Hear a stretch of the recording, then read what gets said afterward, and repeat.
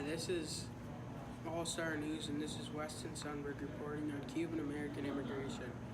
A few years back, U.S. Immigration and Custom Enforcement (ICE) has changed the rule regarding Cubans who have been tagged for deportation. Foreign nationals set to deport are either detained until their deportation date or they are given orders to report to an immigration center to be deported. If they do not report, they are considered criminals and a warrant is given out for their arrest. 2/3 of Cuban immigration reside in Florida, which is where the change in the ICE rules apply. Those Cuban immigrants who have been ordered to report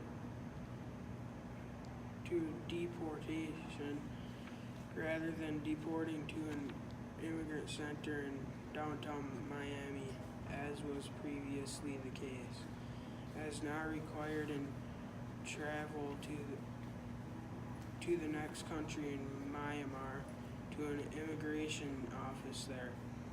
ICE commented on the change of rules.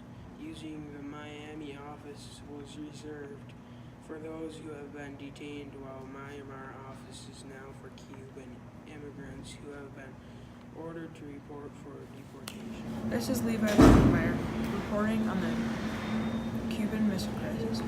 55 years ago, the world was as close as it has ever been to a world nuclear war. In 1962, the United States unsuccessfully tried to overthrow the Cubans in a new communist government. The fatal attempt was called the Bay of Pigs, and it convinced Cuba to seek help from the USSR, Soviet Premier Nikita Khrushchev. He was happy to comply and secretly deploying nuclear missiles, not to protect but to counteract the threat that Americans' missiles in Italy and Turkey. By this time, U.S. officials had discovered the plan and the materials to create the missiles were already in place. The military advisor encouraged on an airstrike on missile sites and an invasion of the islands, and President JFK chose a more careful approach. On October 22nd, he announced that the U.S. Navy would intercept all shipments to Cuba. There was just one problem: a naval blockade was an act of war.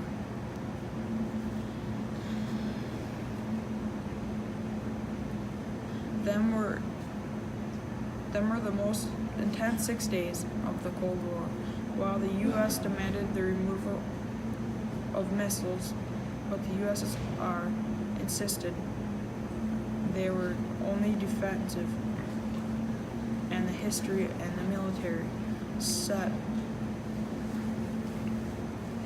military set itself on DEFCON 2, the defense readiness, one step away from Ambassador Anatoly de Brjen. After intense negation, they reached the following proposal. The U.S. removed missiles from Turkey and Italy and promised to never invade Cuba in exchange for the Soviet withdrawal from Cuba and the UN inspection. Would you like to buy one of our inflatable rafts? Cubans are trying to get to the United States to play American baseball. Middle class and high class people came because they feared backlash and they didn't like the idea of communism. They had a lot of money and they didn't want to give it up. If you are trying to escape from Cuba, then buy our raft. You don't have to pull your heavy wood raft to escape Cuba. You can buy our Americraft. The Americraft is very durable, so it won't get wrecked easy. Another perk of the Americraft is it's dirt cheap. It's lightweight, so it's easy to carry. You can buy a raft for only $125. And if you want to swim there, you can get a striking deal of scuba gear for $150 only.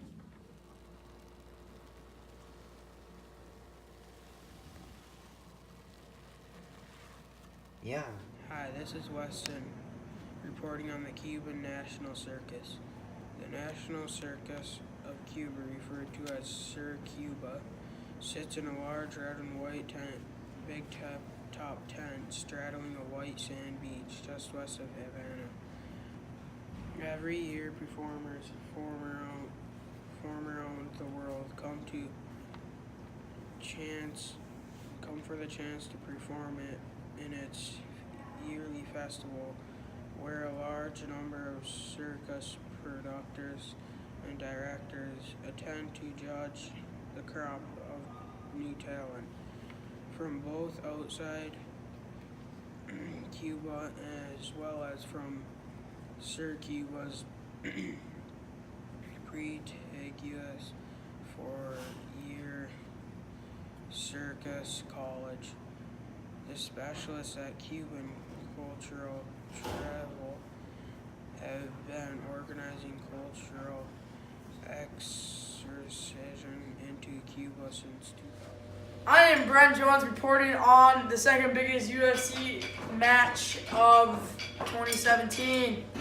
Right now I'm here in Cuba with Vasil Lomacek. He will be taking place in this UFC boxing match against Gramilo Riandex. Excuse me. Hey, how do you feel about this boxing match coming up?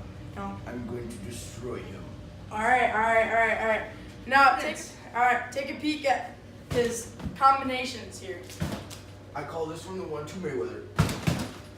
Boom! Oh, that was 3 hits. That wasn't 1-2. Oh, I am sorry. Okay. Take it away.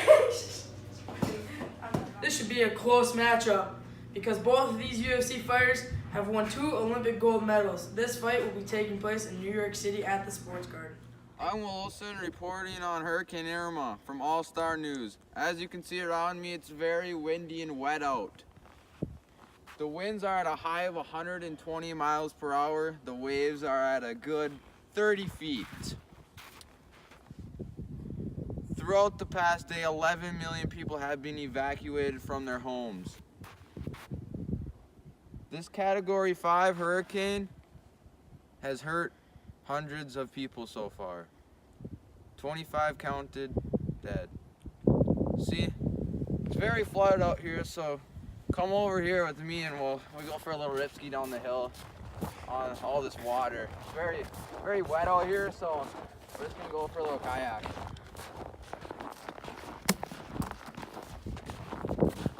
As you can see here, this is my kayak, just been chilling here.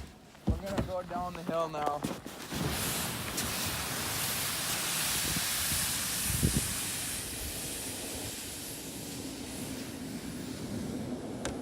Very wet down here too. Hi, this is Rita Ruffalo reporting on the Cuban Missile Crisis.